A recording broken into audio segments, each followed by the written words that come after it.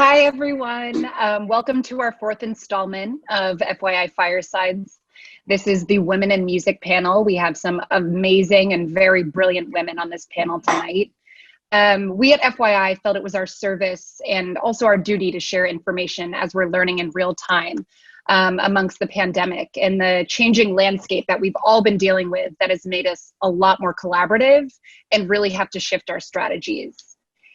It's a really unprecedented time right now. And, we felt a need based on the reactions and the shifts that we were getting to really start this series to get really strong women and strong minds together to talk about what everyone's dealing with in real time, in real life, and also to become more collaborative as we move forward in such uncertain times. So without further ado, welcome everyone to the fourth installment, and I'll let Tammy Brook take it over.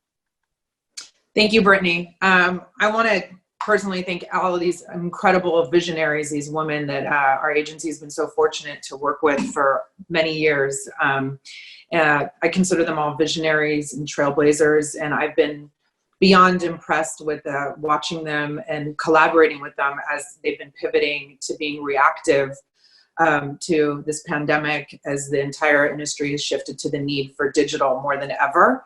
And at the same time, while being reactive and supporting artists in the music industry, they've managed to create extraordinary new platform opportunities, catering to specific artists' needs, as well as COVID relief-wide initiatives, content strategies that have been executed so beautifully that we're seeing unfold all the time. So I just want to thank these women, and I'm so excited to hear firsthand about what's going on with them, and to share with you what we're learning and how we're working with all of you as an agency to support our artists and our programs. So thank you very much. So nice to see everybody. Thanks for joining us. And Tammy, thanks for putting these things together, because I feel like we're all in a time where we're looking to connect, and you're facilitating that, and it's important, and we appreciate it. Before we get started, talking about work, which I'm sure we are all workaholics, but before we get into that, I'd love to know how your mental health is. How are you doing? How are you coping? Let me unmute myself. Hey, everyone. Thank you for having me, first and foremost. For me, it's been a little bit hard, I guess. I usually do a really good job, to be honest, with self-care. But these last 2 months, I feel like I put every other need ahead of mine. And going into Mental Health Awareness Month, I definitely took it upon myself to just take a beat and start dedicating some time for myself, for my husband, and for my friends. And it's been great. It's been really lovely. I mean, we live in LA now, so even just stepping outside and taking a call in the sun is a form of self-care for me right now, because it's hard. We all work in digital, and we can get stuck on our phones and in front of a laptop the whole time. So it's been really good, and I'm definitely making it a point to step away from my phone and Instagram. It's hard because everybody and their mother is calling, but I have to do it for myself. I have to protect my magic at the end of the day. Oh, I'm the opposite of Fadia. I should take a note from her. I think I was not at all prepared. We actually got sent home a week before everyone else, which I credit our incredible HR at Facebook for continually always looking out for us in the best possible way. They sent us home early, and I think also just knowing that it would be better for everybody just to get more people off the street. So we got sent home early, but I didn't realize that it would be such a long-running, far-reaching incident. So the week after, I would say, when everybody else got sent home, we started getting a ton of inbound around people wanting to use Facebook Live, which a lot of people had been using. I personally had been taking a lot of interest in it, investing a lot of my personal time in it, because it's just, I just love live music, and it's something that interests me personally, and I can't kind of help myself from wanting to have more of on the platform.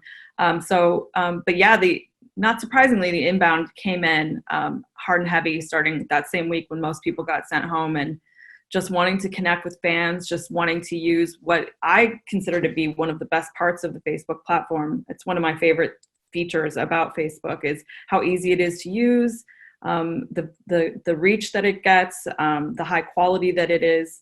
and how fulfilling it is for people to feel in the moment, especially for what I think for some of the, separate to what Instagram is, which Fadia mentioned, which I think is very immediate, very personal, very intimate, kind of just like it's happening right now.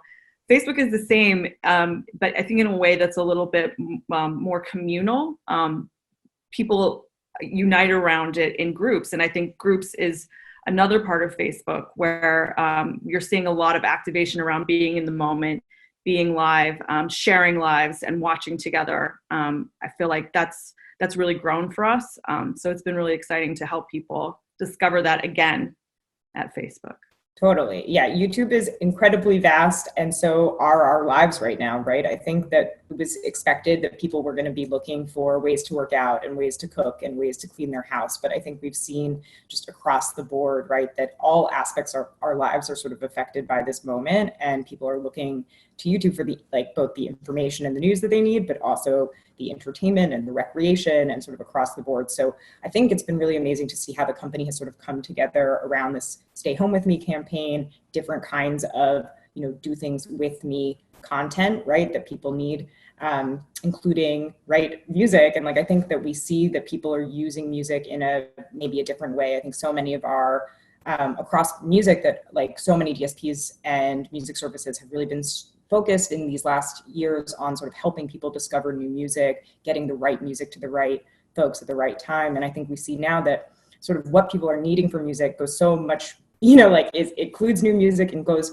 deep beyond it. I think one of the things that I think artists are doing that's so impressive, sort of live streaming new content. And I think DJs are so important right now. People are looking for that connection with a real human, with a real presenter. And artists who can sort of behave like DJs, right, are also really important. Whether it's Kenny Beats on his show on YouTube, The Cave, or his daily Twitch streams, or it's Tori, these artists that kind of love to host, I think are so vital right now. But I'm really seeing people need catalog and need moments, right? So it's not just the person who's going live and talking to you today, but Radiohead right now are streaming their 2006 Bonnaroo set, and my colleague in Japan is watching Grateful Dead sets for the first time. I mean, I think that we're just seeing so many amazing moments. I think you go back to who is the innovator, who is the early adopter, and who is the late arrival. And I think that you have to find where your artist exists in that space. Everyone will not be the innovator, everyone will not be the early adopter, and everyone will not be the late arrival, but it's okay to be any of those three things. And so if I am looking at the internet and the story that the internet is creating, because at the end of the day, everyone is creating a story. Fadia created a story. Naomi created a story. Whitney's creating a story. Liz is creating a story. Now we can actually feed our artists. Facebook just announced they're going to figure out a way to pay. So I am looking at everybody on this internet every single day to figure out what story do I need to be paying attention to that I can bring back to my artists. So that once I figure out what story is best for that artist, because again, they're not all the same. They're very different. I have to see what works for them and help them build their narrative that is still authentic to what, again, these ladies on this chat are offering the world. So that is really still what PR is. It's finding the story that is going to connect, but using these platforms to make sure that that story is still authentic and genuine and still lets this music be heard. Because what we're seeing right now is music still heals. We still need it. And people are still going back to it in any way possible. So I will continue to be a person that studies stories. And right now I'm studying the internet, and I'm studying what these people are doing every single day to make sure that artists still can eat and survive in this climate. Yeah, absolutely. But I think live streaming is, and on YouTube, right, it can be as simple as turning on your phone or as complex as, using an encoder and hiring a big team. And I think that that's, can be both daunting, but it's also at the end of the day, it's the creative options are endless. And I think what we're really seeing now is that, not all streams are created equal. And whether you want to be somebody like Tory Lanez, right? And Tory Lanez put on a full show. I don't know if I can curse, but an incredible 2-hour set last Friday. And all of these managers were texting me well, how do I do that? How do I do a real ass performance? And then at the same time, right, Dua Lipa on her album day, just talking about her album songs was so meaningful to me as a fan. It's so nice to be a part of. So I think that range is impressive, and that right now the challenge is for artists and their teams, right? Again, I think Tammy mentioning the sort of wider Cactus Jack universe is so crucial. I think there's so many new jobs in this industry right now, a remote cam operator or a Discord moderator or, just animators, what we, these experiences that we're all trying to create for fans. I it takes a village, like it's a team. And I think that just video creatives and creatives in general are so important right now, and beginning to credit these people, like our live streaming developers or the people who build the virtual experiences, you know, like that we're going to kind of have a whole new sense of what a music production is and who it involves and how we thank those people. Yeah. Going back to the idea of community, we recently just launched a Together at Home hub, and it's an opportunity since everyone is at home, to really be able to come together, to tap into whether it's wellness, fitness, mental wellness, fitness, being able to relax, and finding, you know, new ways to connect. So definitely that's something that's important to us that we've launched, and we see that it's something that will also live on beyond the COVID time. No. I think I'd love to say something in regards to new habits. Like we said at the beginning, a lot of artists were never really comfortable with the live component of platforms. You know, they always felt like it has to be extremely highly produced and whatnot. And like I said, you know, it's something that we push, but obviously not everyone is comfortable with it. It is kind of like a weird experience, right? If you're sitting in front of your phone and you know like 50,000 people are watching and you're just talking to yourself. But seeing so many artists get comfortable with just one-on-one conversations, or even giving us the opportunity to eavesdrop or just like be in the presence of their FaceTime convos. You know, like we see Fat Joe like having his own like Oprah show, like what does he call it? The Jokra show, I think, or something like that. You know, like who would have ever thunk it? It's freaking Fat Joe. Like he's amazing and I love him. But he legit has a talk show, and I think so many artists are finding new ways to connect with themselves and their audience. So that's going to translate long term after, you know, post-COVID. What are you guys going to do? I think the experiences long term are going to be way more intimate. We have to find a way to reconnect. And like you said, Shirley, at the beginning, we were forced to kind of like take a beat, go sit in a corner. Mother Earth was like, we're all grounded. It's time for you all to recalibrate. And I think artists are the first ones to recognize like, damn, we're all moving so fast that we don't even have time to really connect one-on-one with even our peers in the industry. So I'm excited to see what happens long-term in that space.